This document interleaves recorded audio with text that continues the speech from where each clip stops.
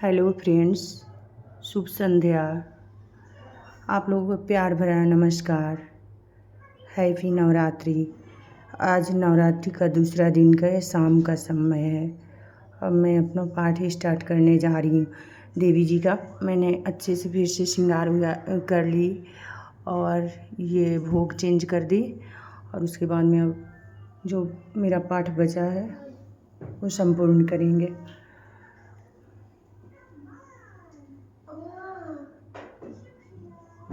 आप लोगों को मेरा ये पूजा कैसा लग रहा है ज़रूर कमेंट में ज़रूर बताइएगा। मेरे चैनल को सब्सक्राइब कीजिएगा और मेरे वीडियो को लाइक कीजिएगा।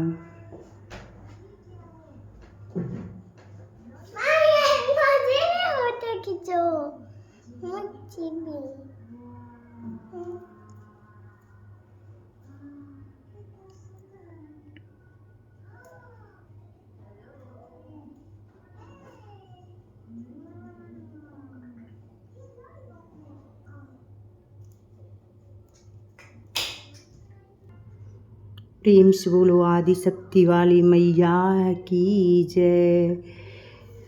ब्रह्मचारिणी माता की जय। प्रथम अध्याय। प्रथम चरित्र के ब्रह्मा ऋषि महाकाली देवता है। गायत्री छंद है। नंदा शक्ति रतदांतिका बीज है। अग्नि तत्व ऋग्वेद स्वरूप है। श्री महाकाली देवता की प्रसन्नता के लिए प्रथम चरित्र के जप में विनियोग किया जाता है। भगवान विष्णु के जो सो जाने पर मधु और कैटभ को मारने के लिए कमल जन्मा ब्रह्मा जी ने जिनका सत्वन किया था उन महाकाली देवी की मैं सेवन करता हूँ। वे अपने 10 हाथों में खड्ग चक्र गदा बाण धनुष परिघ शूल भुषुंड मस्तक और संग धारण करती है। उनकी 3 नेत्र है। वे समस्त अंगों में दिव्याभूषणों से विभूषित है। उनके शारीरिक कांति नीलमणि के समान है तथा वे 10 मुख और 10 पैरों से युक्त है।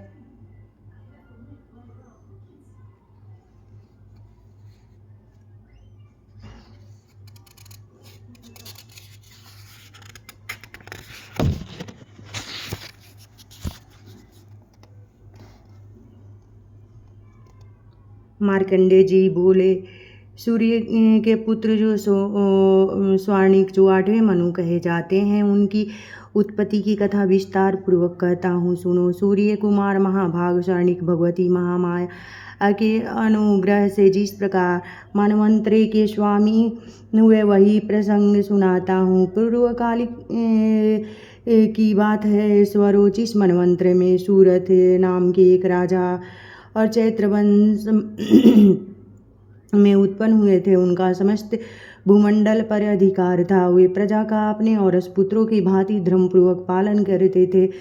तो भी उसी समय कोल्य विधंसी नाम के क्षत्रिय उनके शत्रु हो गए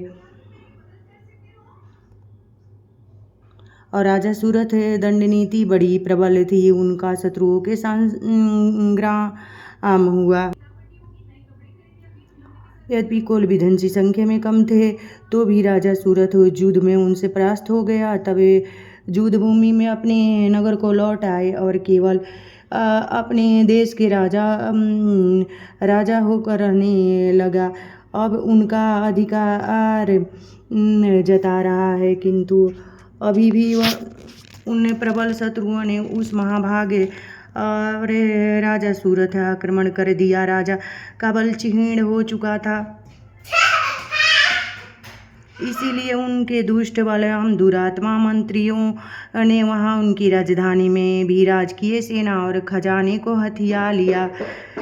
सूरथ का प्रभुत्व नष्ट हो चुका था, इसलिए वे शिकार खेलने के बहाने घोड़े सवार हो वहां से अकेले ही एक घने जंगल में चले गए। वहां उन्होंने विप्रवर मेधा मुनि आश्रम देखा, जहाँ कितने ही हिंसक जीव अपनी स्वाभाविक हिंसावृत्ति छोड़कर परम संत भाव से रहते थे।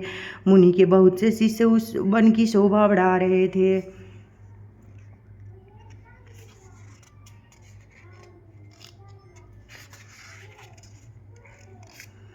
वहां जाने पर मुनि ने उनका सत्कार किया और उन्हें मुनि श्रेष्ठ आश्रम पर इधर उधर विचरते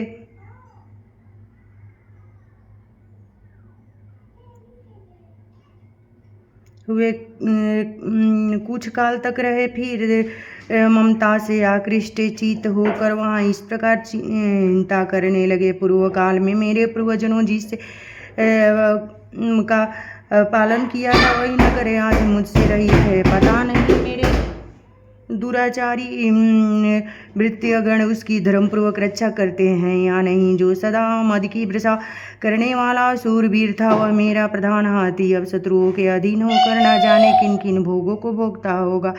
जो लोग मेरी कृपा धन और भोजन पाने से सदा मेरे पीछे पीछे चलते तो निश्चय अब दूसरे राजाओं के अनुसरण करते होंगे। उन अव्यापी लोगों द्वारा सदा खर्च होते रहने के कारण अत्यंत कष्ट से जमा किया हुआ मेरा यह खजाना खाली हो जाएगा। ये तथा और भी कई बातें राजा सूरथ निरंतर सोचते रहते थे। एक दिन उन्होंने वहाँ भी प्रवर मेधा के आश्रम के निकट एक वैश्य को देखा और उससे पूछा, भाई तुम कौन हो? यहाँ तुम्हारे आने का क्या कारण है? तुम क्यों शोकग्रस्त और अनमने से दिखाई देते हो? राजा सूरथ का यह प्रेम पूर्वक कहा हुआ वचन सुनकर वैश्य विनीत भाव से उन्हें प्रणाम करके कहा। वैश्य बोला, हे राजन, मैं धनियों के कुल में उत्पन्न एक वैश्य हूँ। मेरा नाम समाधि है। मेरे दुष्ट स्त्री पुत्रों ने धन के लोभ से मुझे घर से बाहर निकाल दिया है। मैं इस समय धन, स्त्री और पुत्रों से वंचित हूँ। मेरे विश्वसनीय बंधु मेरा ही धन लेकर मुझे दूर कर दिया, इसलिए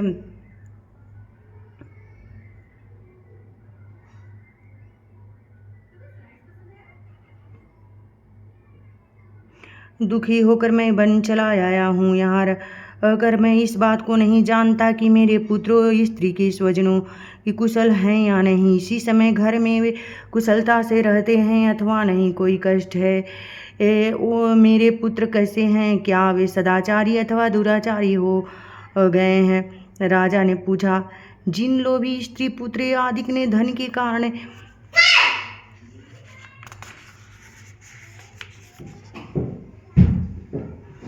तुम्हें घर से निकाल दिया और उनके प्रति तुम्हारे चित्त में इतना स्नेह और बंधन क्यों है? वैश्य बोला, आप मेरे विषय में जैसी बात कहते हैं यह सब ठीक है, किंतु क्या करूं? मेरा मन निष्ठुर नहीं धारण करता। जिन्होंने धन के लोभ में पड़कर पिता के प्रति स्नेह, पति के प्रति प्रेम तथा आत्मीय जन के प्रति अनुरागों को तिलांजलि दे मुझे घर से निकाल दिया है, उनके प्रति मेरे हृदय में इतना स्नेह है, ममता है। गुणहीन बंधुओं के प्रति भी जो मेरा चित्त इस प्रकार प्रेमज्ञ हो रहा है, यह क्या है? इस बात को मैं जानकर भी नहीं जान पाता। इनके लिए मैं लंबी लंबी सांसें ले रहा हूँ और मेरा हृदय अत्यंत दुखित हो रहा है। उन लोगों में प्रेम का स्रोत अभाव है तो भी उनके प्रति जो मेरा मन में निष्ठुर नहीं हो पाता, इसके लिए क्या करूँ? मार्कंडेय जी कहते हैं, हे ब्राह्मण, तदंतर राजाओं में श्रेष्ठ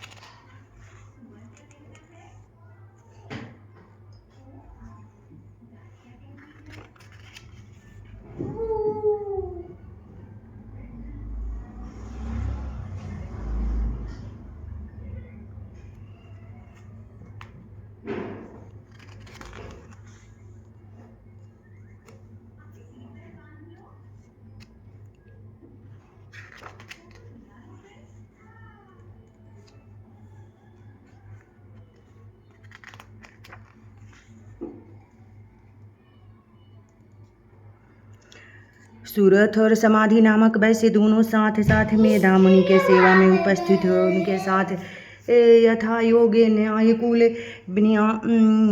नए प्रयुक्त बर्ताव करके बैठे। तत्पश्चात वैश्य और राजा से कुछ वार्तालाप आरंभ किया। राजा ने कहा, हे भाग्यवान, मैं आपसे एक बात पूछना चाहता हूँ, उससे बताइए। मेरा चिता अपने अधीन न होने के कारण यह बात मेरे मन को बहुत दुखी देती है। जो राज्य मेरे हाथ से चला गया उसमें और उसके संपूर्ण अंगों में मेरी ममता बनी हुई है। मुनि श्रेष्ठ, यह जानते हुए भी कि वह मेरा नहीं है, अज्ञानी की भांति मुझे उसके लिए दुख होता है। यह क्या है? इधर यश वैश्य भी घर से अपमानित होकर आया, उसके पुत्र, स्त्री और भृत्यों ने इसे छोड़ दिया है। सज्जनों ने भी इसका परित्याग कर दिया है, तो भी उनके प्रति अत्यंत हार्दिक स्नेह रखता है। इस प्रकार का तथा मैं दोनों ही बहुत दुखी है। जिसमें प्रत्यक्ष दोष से देखा गया है, उस विषय के लिए भी हमारे मन में ममता जनित आकर्षण पैदा हो रहा है। हे महाभाग, हम दोनों समझदार हैं, तो भी हम जो मोह पैदा हुआ यह क्या है? विवेक शून्य पुरुषों की भांति मुझ में और इसमें भी यह मूढ़ता प्रत्यक्ष दिखाई देती है। ऋषि बोले, हे महाभाग, विषय मार्ग का ज्ञान सब जीवों का है, इसी प्रकार विषय भी सबके लिए अलग अलग है। कुछ प्राणी दिन में नहीं देखते और दूसरे रातों में नहीं देखते हैं, तथा कुछ जीव ऐसे हों जो दिन और रात्रि में बराबर ही देखते हैं। ठीक है कि मनुष्य समझदार होते हैं, किंतु केवल यही ऐसे नहीं होते। पशु पक्षी और मृग आदि सभी प्राणी समझदार होते हैं। मनुष्यों की समझ भी वैसे ही होती है जैसे उन मृग और पक्षियों की होती है, तथा जैसी मनुष्यों के होती है वैसे ही उन मृग पक्षी आदि के होते हैं, तथा अन्य बातें भी प्रायः दोनों में समान ही है। समझ होने पर भी इन पक्षियों तो देखो, वे स्वयं भूख से पीड़ित होते हुए मोहवश बच्चों की चोंच में कितने चाव से अन्न के दाने डाल रहे हैं। नरश्रेष्ठ, क्या तुम नहीं देखते कि यह मनुष्य समझदार होते हुए भी लोभवश अपने किए हुए उपकार का बदला पाने के लिए पुत्रों की अभिलाषा करते हैं? यद्यपि उन्हें सब में समझ की कमी नहीं है, तथापि ये संसारिक स्थिति जन्म मरण की परंपरा बनाए रखने वाली भगवती महामाया के प्रभाव द्वारा ममतावश्य भंवर से युक्त मोह के गहरे गर्त में गिराए गए हैं, इसीलिए इसमें चर्चा नहीं करना चाहिए। जगदीश्वर भगवान विष्णु की जोग निद्रा जो भगवती महामाया है, उन्हीं यह जगत को मोहित हो रहा है। वे भगवती महामाया देवी ज्ञानियों को भी चित्त को बलपूर्वक खींचकर मोह में डाल देती है। वे ही संपूर्ण चराचर जगत की सृष्टि करती है। वे ही प्रसन्न होने पे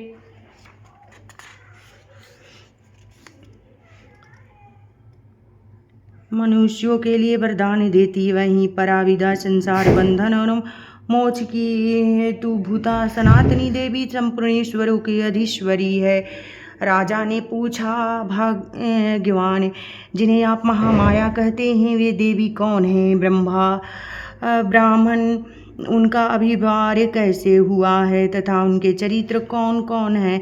ब्रह्मा वेदात्माओं में श्रेष्ठ महर्षि उन देवी का जैसा प्रभाव हो, जैसा स्वरूप हो, जिस प्रकार दुर्भार वह हुआ, वह सब मैं आपके मुख से सुनना चाहता हूँ। ऋषि बोले, हे राजन, वास्तव में तो देवी नित्य स्वरूपा ही है। संपूर्ण जगत उन्हीं का रूप है, तथा उन्होंने समस्त विश्व को व्याप्त कर रखा है। तथापि उन्हीं का रूप है तथा उन्होंने समस्त विश्व को व्याप्त कर रखा है, तथापि उनका प्रकट अनेक प्रकार से होता है। ओम मुझसे सुनो, यद्यपि वे नित्य जन्मा है, तथापि जब देवताओं का कार्य सिद्धि करने के लिए प्रकट होती है, उस समय लोकों में उत्पन्न हुई कहलाती है। कल्प के अंत में जब संपूर्ण जगत एकारण में निगमन हो रहा था, सबके प्रभु भगवान विष्णु शेष नाग की शैया बिछाकर जो निद्रा का आश्रय ले सो रहे थे, उसी समय उनके कानों के मैल से जो भयंकर असुर उत्पन्न हुए, वो मधु और कैटभ के नाम से विख्यात थे। ये दोनों ब्रह्मा बीज का वध करने तो तैयार हो गए थे। भगवान विष्णु के नाभिक कमल से विराजमान प्रजापति ब्रह्मा जी ने जब वो दोनों भयानक असुरों को अपने पास आया और भगवान को सोया हुआ देख तब एकाग्रचित्त होकर उन्होंने भगवान विष्णु को जगाने के लिए उनके नेत्रों में निवास करने वाली जोग निद्रा का स्वतन आरंभ किया। इसी विश्व की अधीश्वरी, जगत को धारण करने वाली, संसार का पालन संहार करने वाली तेज स्वरूप भगवान विष्णु की अनुपम शक्ति है। उन्हीं भगवती निद्रा देवी का भगवान ब्रह्मा स्तुति करने लगे।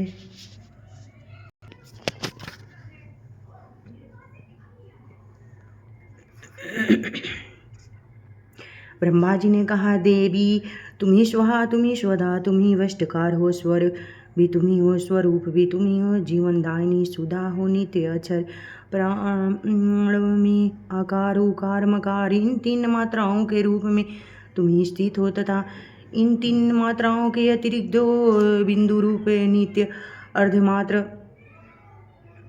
मात्रा है जिसका विशेष रूप से उच्चारण नहीं किया जा सकता, वह भी तुम ही हो। देवी तुम ही संध्या सावित्री और परम जननी हो। देवी तुम इसी विश्व ब्रह्मांड को धारण करती हो। तुमसे ही इस जगत की सृष्टि होती है, तुमसे ही इसका पालन होता है। सदा तुम ही कल्प के अंत में सबको अपना ग्रास बना लेती है। जगन्मयी देवी, इस जगत की उत्पत्ति के समय तुम शिष्टु रूपा हो, पालन काल में स्थिति रूपा हो, कलंपांत समय में संसार रूप धारण करने वाली महाविद्या, महामाया, महामेधा, महास्मृति हो, महारूपा, महादेवी, महाशुरी हो। तुम ही तीनों गुणों को उत्पन्न करने वाली सबकी प्रकृति हो। भयंकर काल रात्रि, महारात्रि, नवरात्रि भी तुम ही हो। तुम ही ईश्वरी और तुम ही बोध स्वरूपा बुद्धि हो। लज्जा, पुष्टि, तुष्टि, शांति और क्षमा भी तुम ही हो। खड्ग धारिणी, शूल धारिणी, घोर रूपा तथा गदा, चक्र, संग और धनुष धारण करने वाली, बाण, धनु, भुसुंडी और परिघे भी तुम्हारे शस्त्र हो। सौम समंत्र हो। इतना ही नहीं, जितने भी सौम सुंदर पदार्थ है उन सब की अपेक्षा तुम अत्यधिक सुंदरी हो। पर सब से परे रहने वाली परमेश्वरी तुम ही हो। स्वरूपे देवी, कहीं भी सत्य रूप जो कुछ वस्तुएं हैं उन सभी की जो शक्ति है वह तुम ही हो। ऐसी अवस्थाएं में तुम्हारी स्तुति क्या हो सकती है।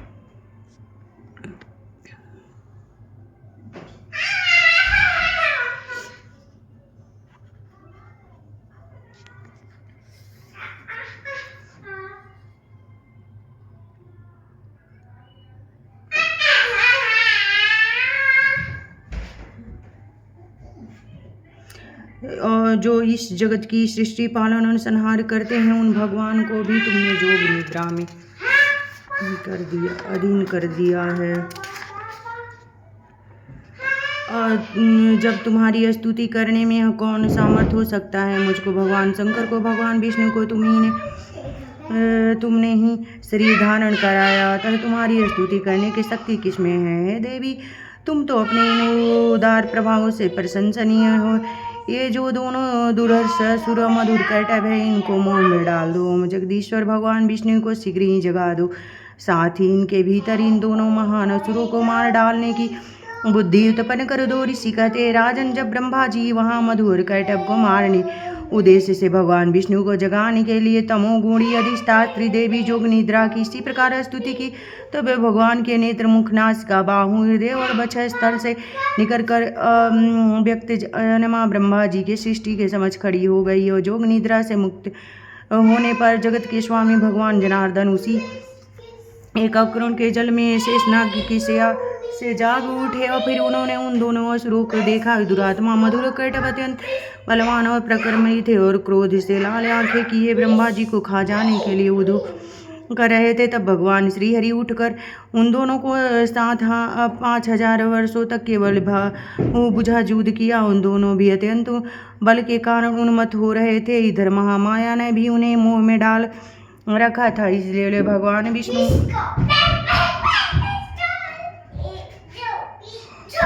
कहने लगे, अब तुम्हारी वीरता से संतुष्ट हूँ, तुम हम लोगों से कोई वर मांगो। श्री भगवान बोले, यदि तुम दोनों मुझ पर प्रसन्न हो तो अब मैं रे हाथों मारे जाओ, बस इतना सा ही बर मैं मांगा है, यहाँ दूसरे किसी बर से क्या लेना है। ऋषि कहते हैं, इसी प्रकार धोखे में आकर जाने पर जब उन्होंने संपूर्ण जगत ही जल देखा, तब कमल नयन भगवान से कहा, जहाँ पृथ्वी जल में डूबी ना हूँ, जहाँ सूखा स्थान वहाँ हमारा वध करो। ऋषि कहते हैं, तथास्तु कहकर शंख चक्र गदा धारण करने वाले भगवान उन दोनों को मस्तक अपनी जंघा पर रखकर चक्र से काट डाले। इस प्रकार देवी महामाया ब्रह्मा जी की स्तुति करने पर स्वयं प्रकट हुई थी। तब पुनः तुमसे उनके प्रभाव का वर्णन करता हूँ, सुनो। इसी प्रकार मार्कंडे पुराण में श्रोणिक मनवंतरी की कथा का अंतर्गत देवी महात्मा मधुकैटभ वध नामक पहला अध्याय पूरा हुआ। प्रेम से बोलो आदि शक्ति वाली मैया की जय। द्वितीय अध्याय। अब आप लोग अगला अध्याय का वीडियो दूसरे रोज़ शेयर करेंगे। तब तक के लिए बाय बाय। और मेरे वीडियो को सब्सक्राइब करें, चैनल को सब्सक्राइब करें, वीडियो को लाइक करें, मेरे वीडियो को कमेंट करें, और कमेंट में जय माता दी लिखना ना भूलें। अब इतना सा तो बनता ही है, आप लोगों के लिए इतना कर रहे हैं तो एक लाइक तो बनता है दोस्तों। जय माता दी।